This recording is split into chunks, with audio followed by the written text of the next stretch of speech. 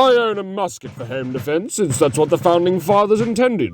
4 ruffians break into my house, the devil! As I grab my powdered wig and Kentucky rifle, blow a golf ball-sized hole through the first man, he's dead on the spot. Draw my pistol on the second man, misses him entirely because it's smoothbore and nails the neighbour's dog. I have to resort to the cannon mounted at the top of the stairs, loaded with grape shot. Tally-ho, lad! Grape shot shreds 2 men in the blast. The sound an extra shrapnel set of car alarms. Fix bayonets and charge the last terrified rapscallion. Bleeds out, waiting on the police to arrive since triangular bayonet wounds are impossible to stitch up. Ah, just as the founding fathers intended.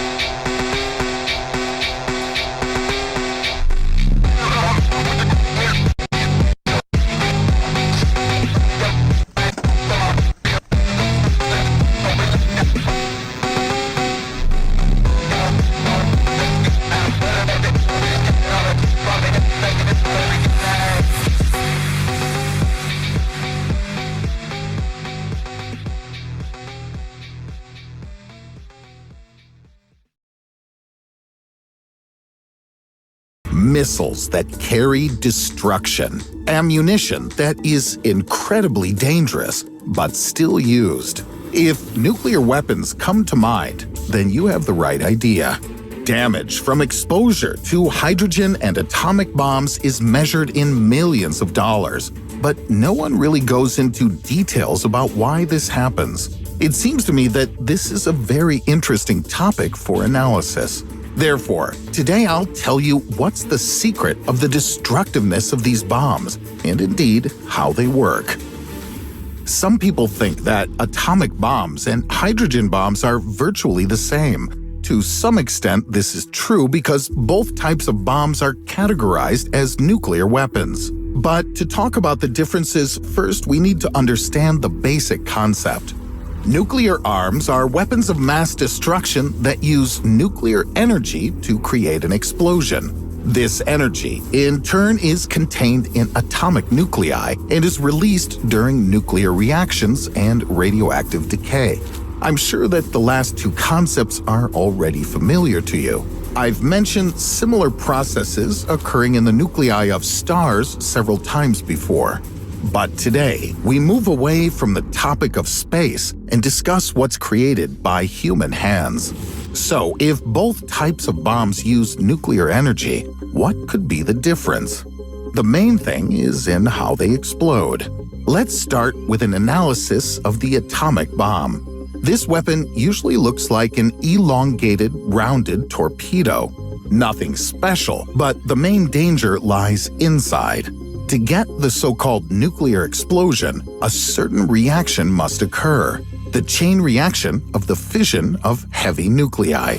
There are several heavy elements that are capable of such a reaction. Usually, uranium-235 is used in nuclear weapons. You might have heard somewhere that not only uranium-235 is radioactive, there's also uranium-238 as well as uranium-234. Different numbers tagged to the end of an element are isotopes. To put it simply, different types of one element. But we won't go into unnecessary details, because only uranium-235 can do what we are all here for. To obtain the maximum amount of energy during the explosion of an atomic bomb, the content of 235 isotope in uranium should be at least 80%. Therefore, in the production of nuclear weapons, uranium is enriched further. But if something goes wrong with this process, there is a fallback. You can also create a plutonium bomb, which will be based on the isotope with the number 239. However, this element is rarely found in nature, which means that you'd have to try and create it artificially. Now we know enough about the inside of an atomic bomb.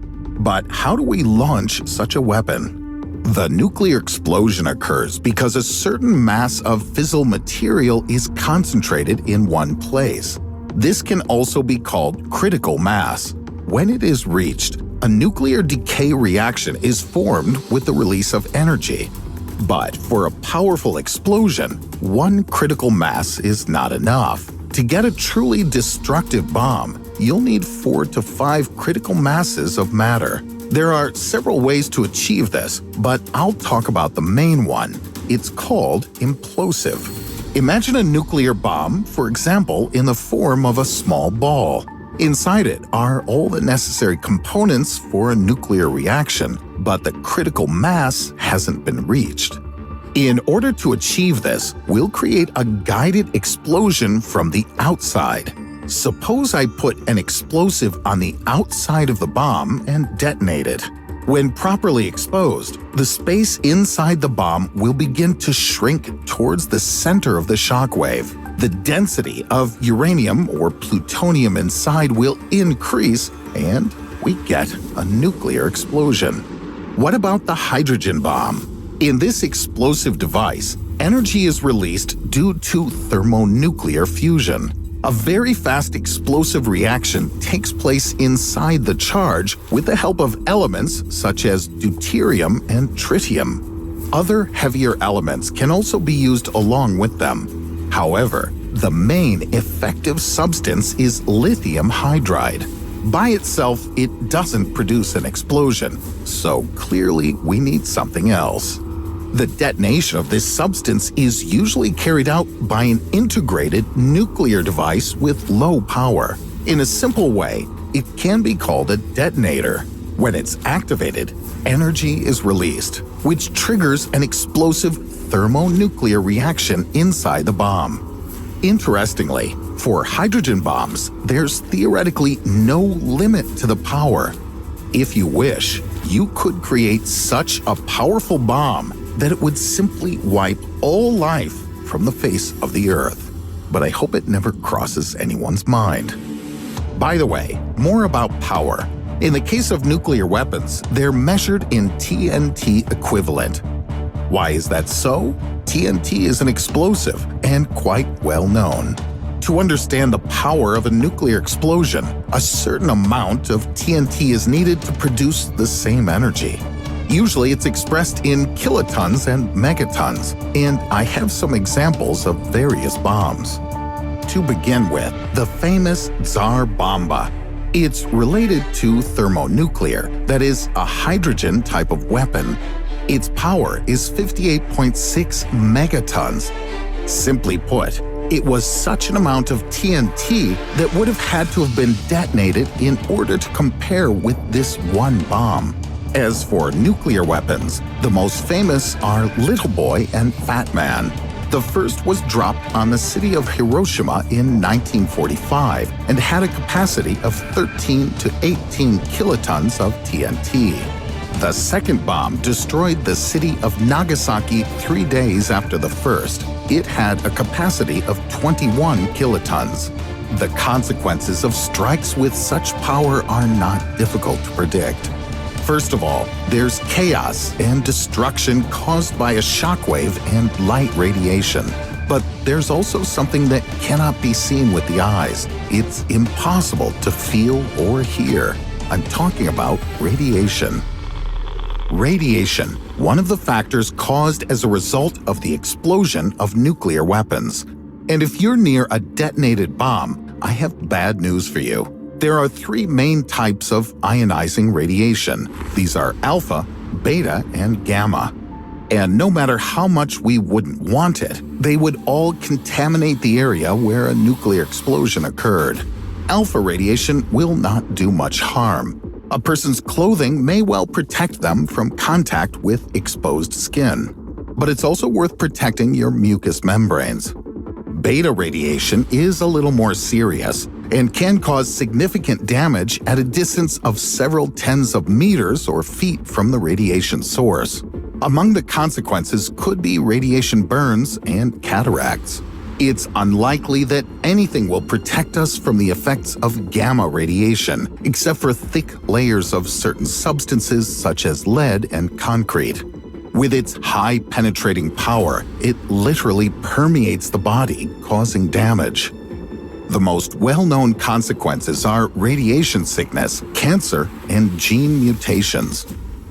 At the moment, 9 countries have nuclear weapons, and they're also deployed to foreign installations. But even if someone wanted to, the total power of the entire world nuclear arsenal wouldn't be able to destroy the whole planet. There are about 15,000 nuclear warheads in the world. All of them have different amounts of power. But let's take some approximate values. For example, suppose each of the 15,000 bombs have a capacity of 500 kilotons. Putting them all together, we get a super bomb with a capacity of 7,500 megatons. What would it be capable of? Well, to give an example, it would be an explosion with a force about 13,000 times less than an impact from the asteroid Chicxulub. You already know the consequences of its fall, so reduce them also by about 13,000 times. In any case, nuclear weapons can't be compared with any other weapon. It's not allowed to be used just because somebody wants to. Therefore, we shouldn't fear a nuclear strike in the near future. But it's important to understand how such a weapon works. Don't forget to give it a thumbs up if you like this video. Click on the bell so you don't miss new releases. And subscribe to the channel to stay up to date on the latest developments from the world of science.